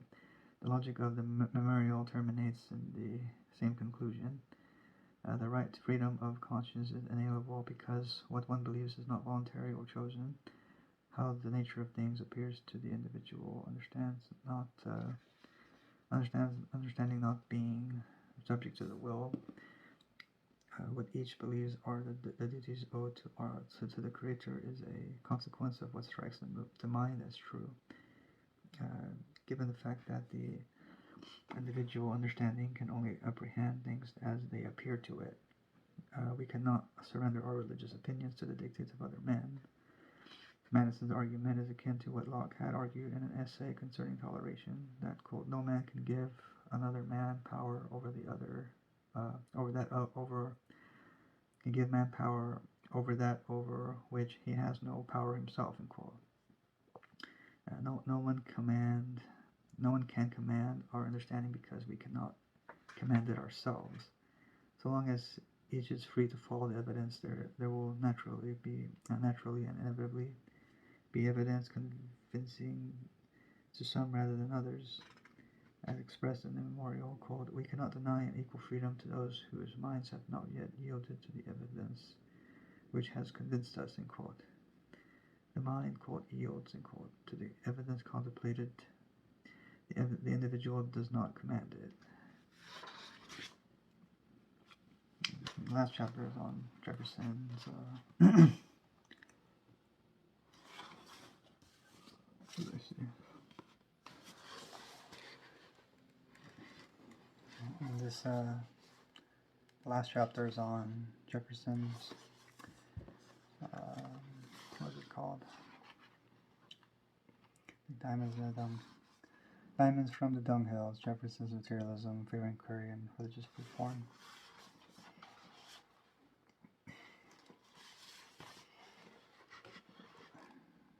He says, according to his epitaph, Thomas Jefferson wished to be remembered for three things. Quote, author of the Declaration of Independence, of the Statute of Virginia for religious freedom, and father of the University of Virginia, end quote. These, quote, testimonials, end quote, to Jefferson's life may be considered together as moved by, quote, eternal hostility against every form of tyranny over the human mind, end quote. While the Declaration was the, quote, signal arousing men to burst the chains, end quote, of, quote, monkish ignorance and superstition, end quote, necessary for the restoration of the, quote, free right to the unbound exercise of reason, end quote. The Bill for Religious Freedom sought to guarantee that the mind, quote, created free, end quote, would return to its freedom and persist as such. Emancipation of the mind was in part dependent upon the advancement of the authority of science, as it was the, quote, general spread of the light of science, end quote, that, quote, laid open the palpable truths, end quote, of the Declaration. Jefferson's University of Virginia, through the advancement of science, would serve as a bulwark against the view that, quote, the condition of man cannot be ameliorated, end quote, and that men should, quote, tread with awful reverence in the footsteps of their fathers, end quote. That doctrine, according to the report of commission of the University of Virginia, is, quote, the genuine fruit of the alliance between church and state, end quote. As Jefferson expressed his thanks to John Davis in 1824 for sending him the Unitarian sermons of Reverend Bancroft, the spread of which he hoped would have some effect in restoring primitive Christianity. This is, quote, I trust, however, that the same free exercise of private judgment which gave us our political reformation will extend its effects to that of religion, end quote. And so far as revealed religion was adversarial to free inquiry, the reform Jefferson hoped for would only advance slowly and laboriously. Jefferson, therefore, held out little hope of seeing such reform during his own lifetime, as he expressed to Jared Sparks in 1820, quote, this reformation will advance with other improvements of the human mind, but too late for me to witness it, end quote.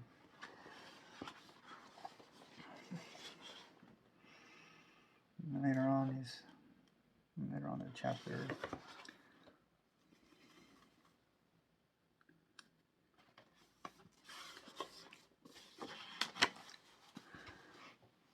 let me see.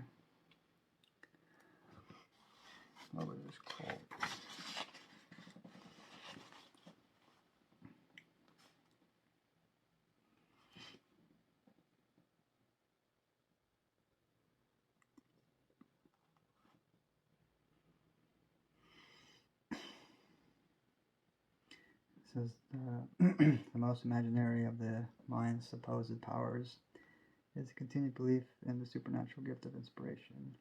Bolingbroke, proceeding to give something of a history of inspiration and its pagan, Jewish, and Christian manifestations to demonstrate how, quote, the notion of an immediate action of God on the human mind became more common and inspiration more metaphysical in the Christian schools, end quote.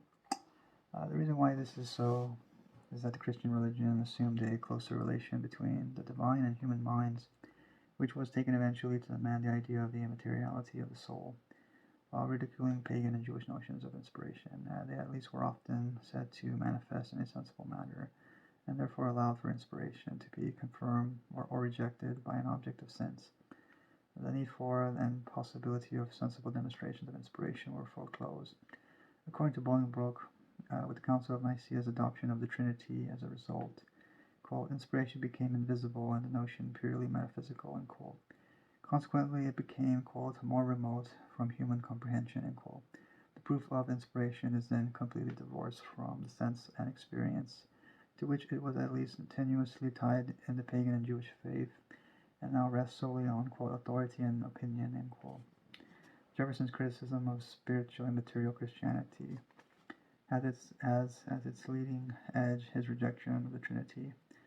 Bolingbroke's suggestion that the Council of Nicaea formal adoption of the Trinity fundamentally divorced the notion of inspiration from all object of sense and made of it a purely metaphysical phenomenon is echoed by Jefferson's frequent suggestions found in letters to William Canby, Benjamin Waterhouse, James Smith, and John Davis, among others, that the corruption of Christianity is largely traceable in its origins to the Athanasians.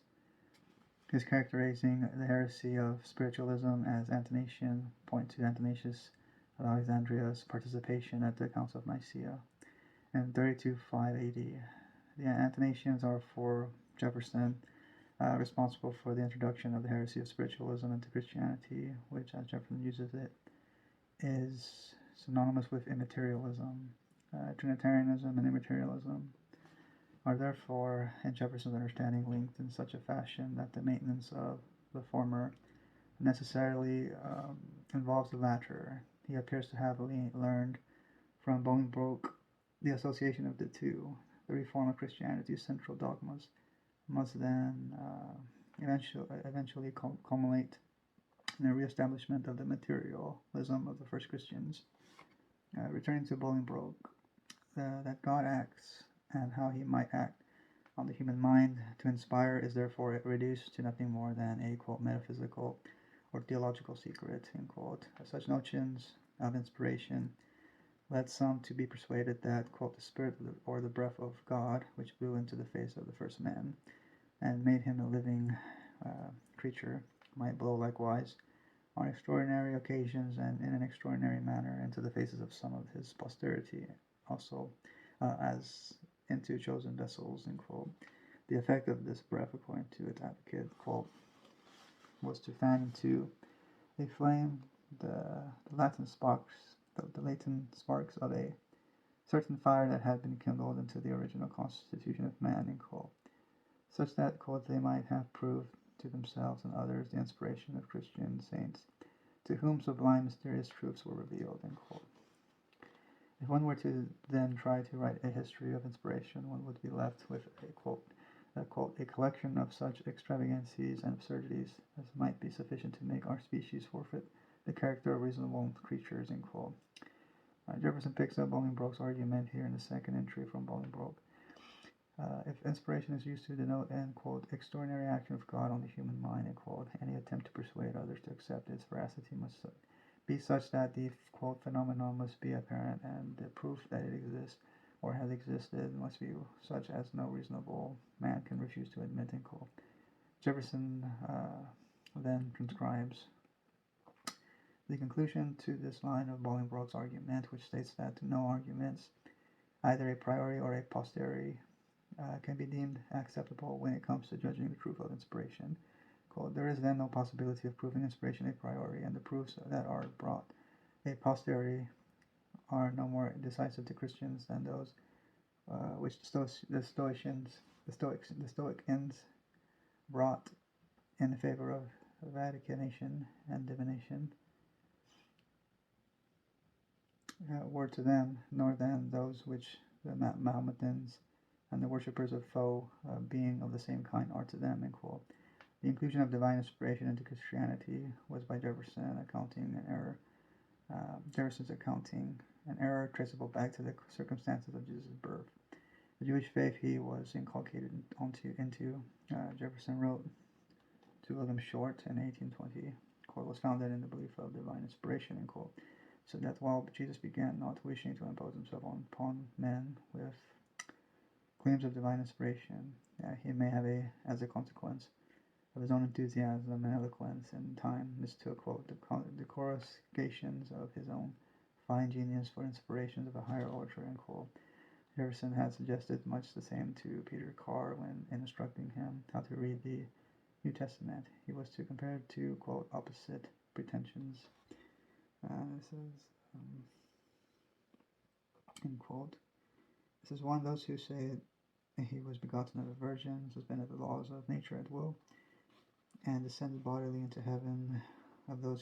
This is two, of those who say he was a man of illegitimate birth, of benevolent heart, enthusiastic mind, or set out without pretension to divinity, ended in believing them, and was been punished capitally for sedition according to Roman law, end quote. Only when Carr's, quote, reason is mature enough, end quote, for the examination can his education move on to the study of the Bible. The heart of the biblical interpretation is then the contest between claims made on the basis of inspiration and what is in conformity with that reason, as discovered about the laws of nature and probability.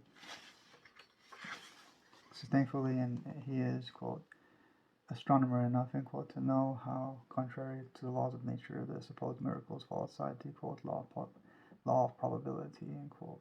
One is to judge pretensions to inspiration by one's own reason, not the reason of the scholastics.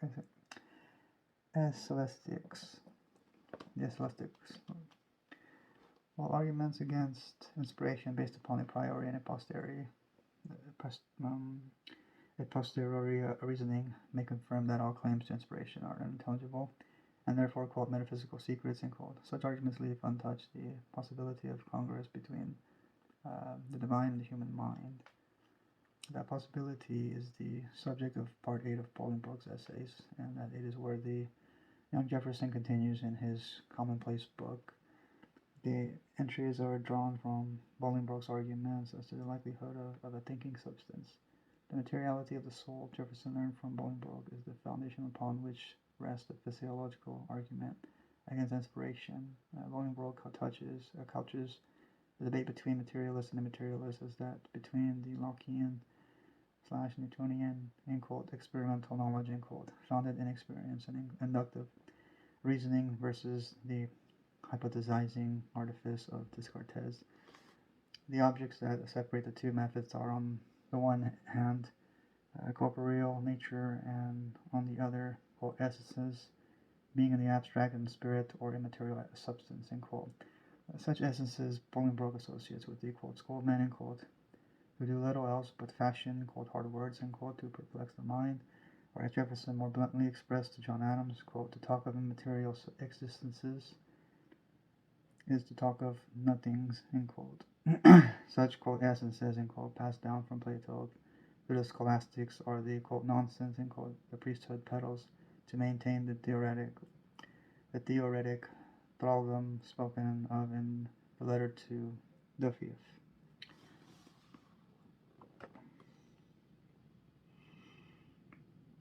This is, quote, real ideas, end quote, Bolingbroke writes in the previous part of the essay are, quote, defined by Mr. Locke to be such as have a conformity with the real being and existence of things, end quote. Alternatively, quote, fantastical ideas then are such as have not this foundation nor this conformity, end quote. All our ideas must be grounded in what is observed in nature and confirmed to exist. Quote, whenever we frame ideas, therefore, of substances without being authorized by existence, these complex ideas must be fantastical, since they are composed of simple ideas proceeding from powers whose coexistence is aught we know impossible, end quote. Ideas, in order to be real, quote, must be rightly abstracted from things that exist, end quote. Failure to keep within what experience countenances and supports is the means by which, quote, chemistry was turned into alchemy, astronomy into judicial astrology, physics by which I understand the contemplation of the mind as well as body, into theurgic and natural magic, and the religion of nature into various systems of plain but almost blasphemous doctrines, of absurd mysteries and superstitious rites, in quote. All philosophizing that takes the senses for the, quote, excitement of the intellect, end quote, rather than to inform our observations and experimentations, are moved by a desire to, quote, imagine what may be, end quote, rather than, quote, observing what is, end quote. As we will see, quote, nothing in the mind, not first in the senses, end quote, is for Jefferson a philosophical axiom. This is the beginning of all philosophizing. Yeah, the beginning of all philosophizing.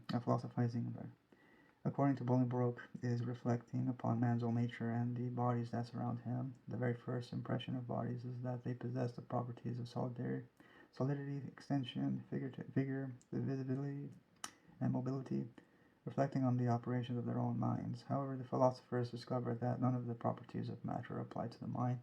The first question that arose then was how to account for the operations of the mind. It could either be accustomed for by, quote, the properties of some unperceivable or unperceived matter, or else by the properties of some other substance, end quote. According to Bolingbroke, the first ancient philosophers, and some of the earliest Christians for that matter, understood the soul to be material. It is only later that Platonic divisions within the soul and Aristotelian division between souls were introduced, and still later the Cartesian distinction between body and soul, defined by separate substances, was developed.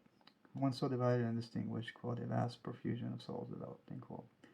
Celestial and terrestrial souls, vegetative souls for plants, sensitive souls for animals, and rational souls for man.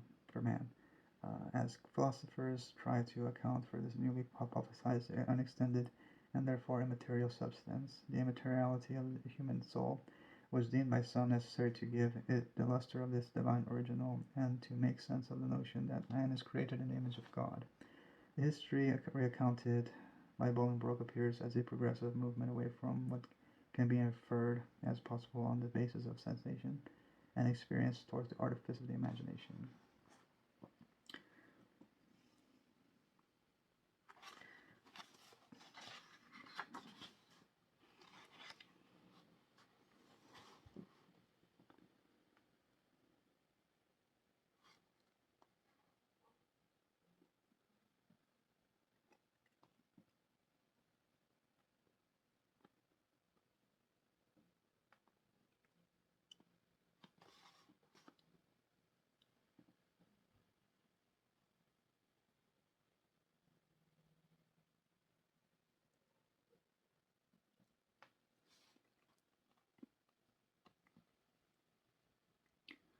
Just talking more about his Jefferson's materialism.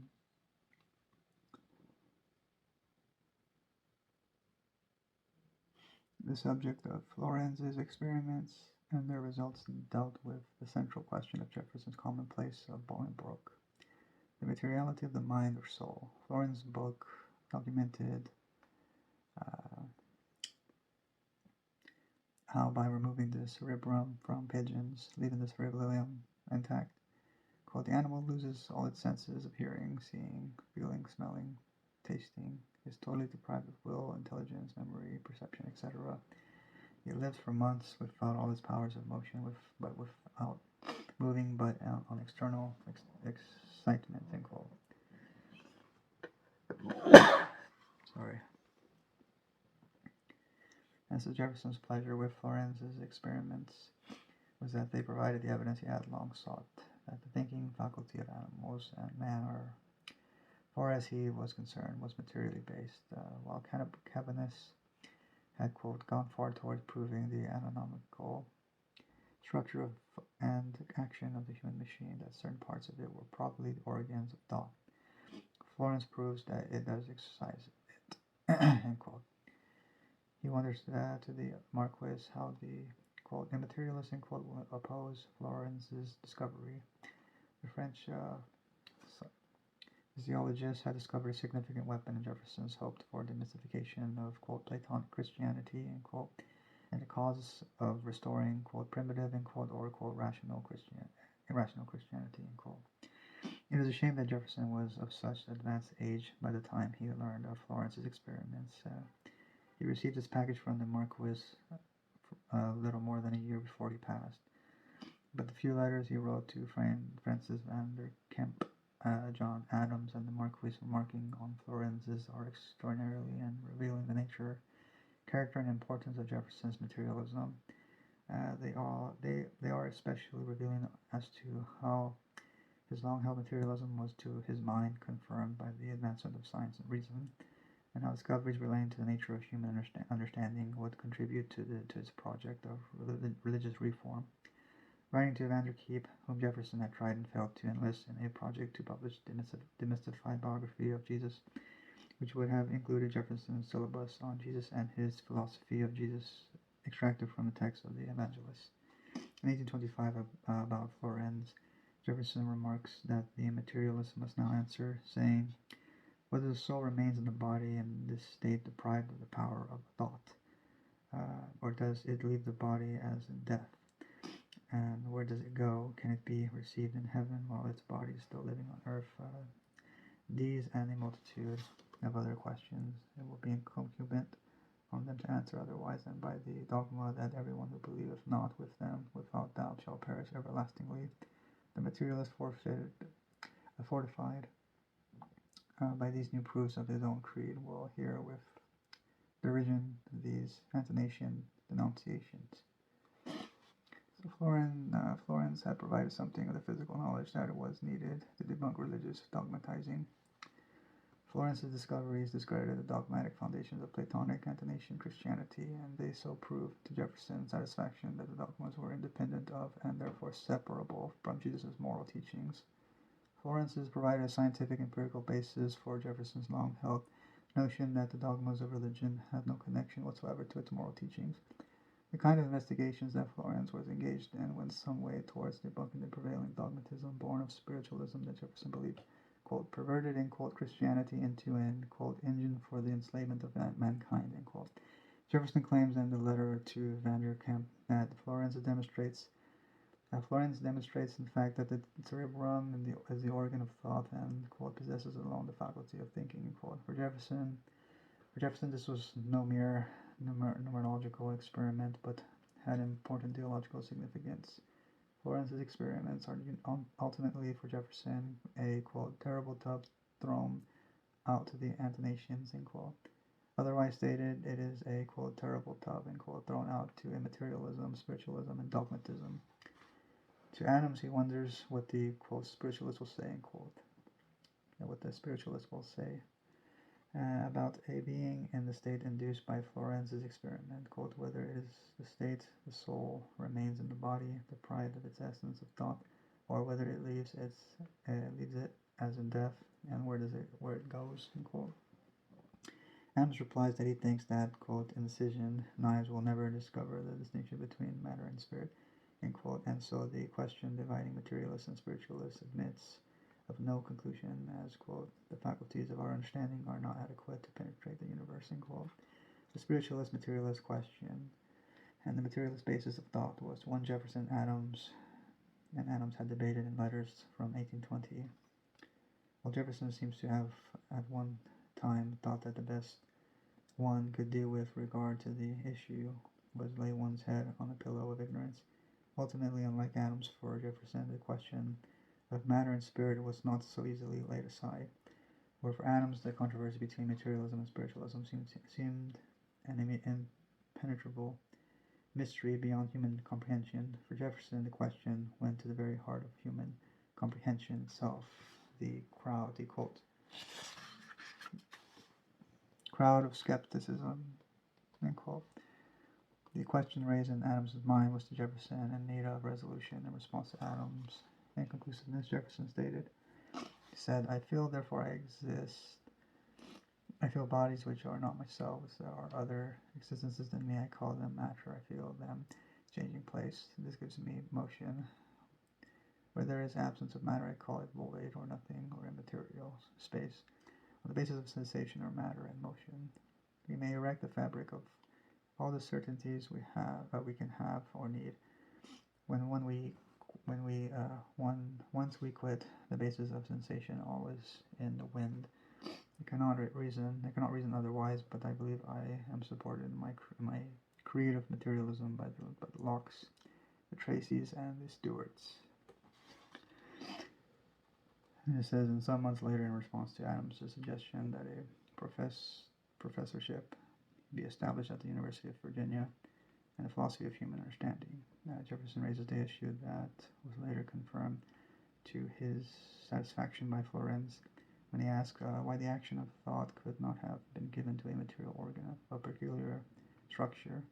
Jefferson compares the idea of thinking material to the magnetism of the needle, or the elasticity of the spring, and how those properties are recognized by all to inhere in their material substance. Nobody claims thinks magnetism or elasticity possesses a substantive and distinct existence separate from the material. In fact, all, quote, observe that on ignition of the needle or spring, their magnetism and elasticity cease. So on dissolution of the material organ by death, his action of thought might cease also, and that nobody supposes that the magnetism or elasticity retired to hold a substantive and distinct existence. These are qualities only of particular conformations of matter, change the conformation, and its qualities change also, end quote. As he later explained to Adams, he believed his materialism by, quote, rejecting all organs of information but my senses, end quote. On the other hand, freed him of, quote, pyrohonisms, end quote. And on the other, rescued him from, quote, plunging into the fathomless abyss of dreams and phantasms, end quote. In a word, it rescues him from spiritualism, that such spiritualism was in fact the corruption of Christianity, was finally confirmed in Jefferson's mind by his friend Thomas Cooper. And he goes on to talk about Jefferson, Cooper, and Shaftesbury, and free inquiry.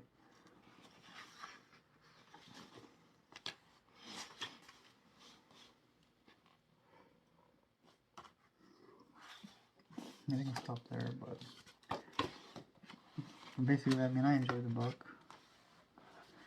as far as like the idea of Christianity and stuff. Yeah, because to be fair, like there's problems with traditionalism and traditional Christianity, and then also liberalism and other things like, yeah, each one, secular thought, liberal thought, Christian thought, right? There's good and bad to all of those things. So liberty of conscience, I don't know, I find it important. Yeah, like, yeah, I was gonna show off the other books. I'll probably do another video.